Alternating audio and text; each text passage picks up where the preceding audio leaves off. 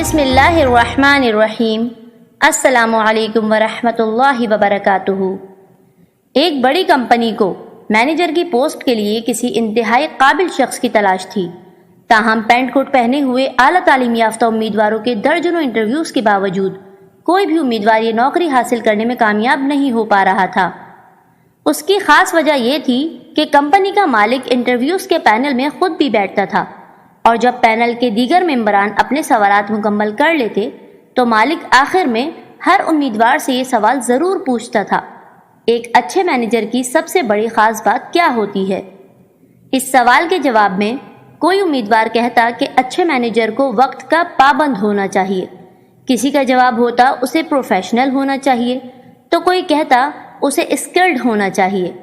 اسی طرح کوئی تجربے کاری، کوئی ذمہ داری، تو کوئی ایمانداری کو اچھے مینیجر کی پہچان بتاتا۔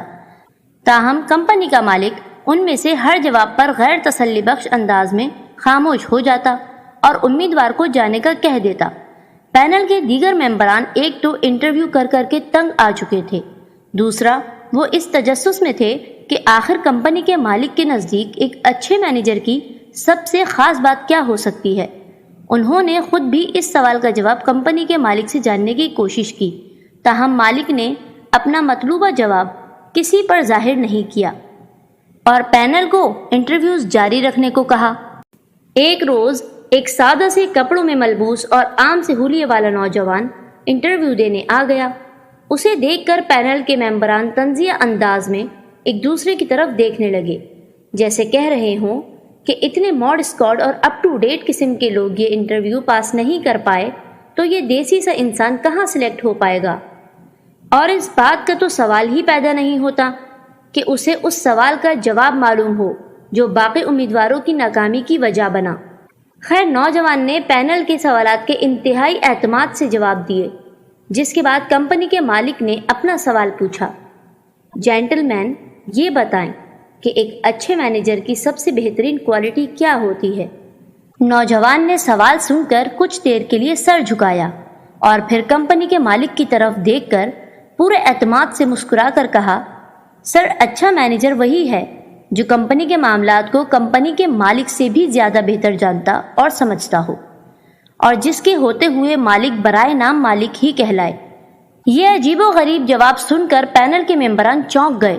وہ نوجوان کی اس بدتمیزی اور گستاخانہ لہجے پر تل ملا اٹھے اور اس پر شٹ اپ اور مائنڈ یور لینگویج جیسے کلمات کی بوچھاڑ کر دی۔ تاہم کمپنی کے مالک نے ممبران کو خاموش رہنے اور انتظار کرنے کو کہا، پھر مسکرا کر نوجوان سے مخاطب ہو کر کہا: بالکل ٹھیک جواب دیا آپ نے، لیکن یہ بات آپ نے کس سے سیکھی؟ پینل ممبران حیرت سے ایک دوسرے کے منہ دیکھنے لگے۔ نوجوان نے بددستور خود اعتمادی کے ساتھ مسکراتے ہوئے جواب دیا: سر، اپنے گھر سے اور اپنے والدین سے۔ پینل ممبران نوجوان کی بات غور سے سننے لگے۔ نوجوان نے باری باری ان ممبران کی جانب دیکھتے ہوئے ان سے مخاطب ہوتے ہوئے اپنی بات جاری رکھی کہ ہم بہن بھائیوں نے اپنے والد کو اپنے گھر کے سربراہ کا درجہ دیا۔ ایک منٹ کے لیے مان لیجئے کہ وہ کمپنی کے مالک تھے، گھر بھر کی کفالت ان کی ذمہ داری تھی، لیکن گھر کو چلانا کسی مینیجر کا کام تھا۔ کس کے کپڑے کہاں ٹانگے ہیں، کس کے جوتے کہاں رکھے ہیں، کس کی کتابیں کہاں دھری ہیں، کس کے کھلونے کہاں پڑے ہیں، کپڑے گندے ہو گئے تو کون دھوئے گا، استری کر کے کون دے گا، سب کا من پسند کھانا بنا کے سامنے رکھنا، پھر برتن دھونا کس کی ذمہ داری ہے، پھر گھر بھر کی صفائی، جھاڑو پونچھ، فرش کی دھلائی، رات سب کو سلا کر پھر سونا، صبح سب سے پہلے جاگ کر سب کو جگانا، ایک ایک کو کھلا پلا کر تیار کر کے اسکول بھیجنا، کپڑے پھٹ جائیں تو پیوند لگانا، بٹن ٹوٹ جاتا تو ٹانکا لگانا، بیمار پڑ جاتے تو پرہیز والا کھانا بنانا اور دوائی دینا، عید، شادیوں، سیر سپاٹے، رشتہ داروں سے ملنے جانے کے لیے سب کی تیاری، گھر میں دعوت پر درجن بھر مہمانوں کا کھانا بنانا، سر میں تیل ڈالنا، جوئیں نکالنا، بخار میں ماتھے پر ٹھنڈی پٹیاں رکھنا، مالش کرنا، کبھی کھیر، کبھی حلوہ، کبھی گجریلا، کبھی کھچڑی، کبھی زردہ، کبھی شربت، کبھی ابلے ہوئے انڈے اور نہ جانے کیا کیا کچھ۔ یہ سب مینیج کرنے والی میری امی تھیں۔ وہ شاندار مینیجر تھیں۔ کبھی بھول کر ہم اپنے ابو سے پوچھ لیتے کہ ہماری فلاں چیز کہاں پڑی ہے تو ڈانٹ کر کہتے ارے بھائی مجھے کیا معلوم، اپنی امی سے پوچھو۔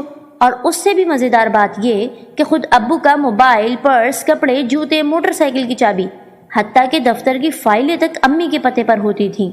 تبھی ہم اکثر ابو کو چھیڑتے ہوئے کہا کرتے تھے، آپ تو بس برائے نام ہی گھر کے مالک ہیں، آپ سے کہیں زیادہ تو امی گھر کو جانتی اور سمجھتی ہیں۔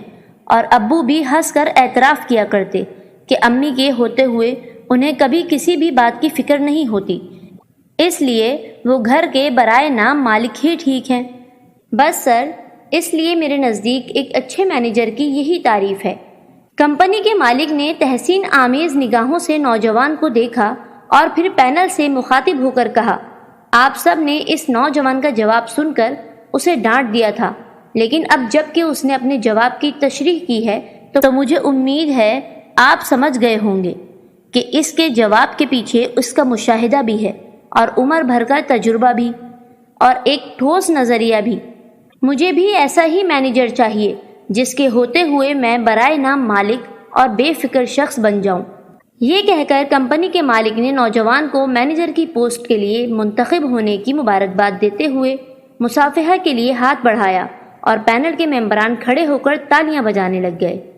اس کہانی کے دو پہلو ہیں، ایک تو یہ کہ گھر کا ماحول بہترین درسگاہ ہے، اور دوسرا یہ کہ دوسروں کو قائل کرنے کے لیے رٹی رٹائی اور گھسی پٹی کتابی باتوں کا سہارا لینے کی بجائے سادہ الفاظ، عملیت پسندی اور فطری مشاہدات پر مبنی سوچ سے کام لیں، آپ زیادہ معتبر ٹھہریں گے۔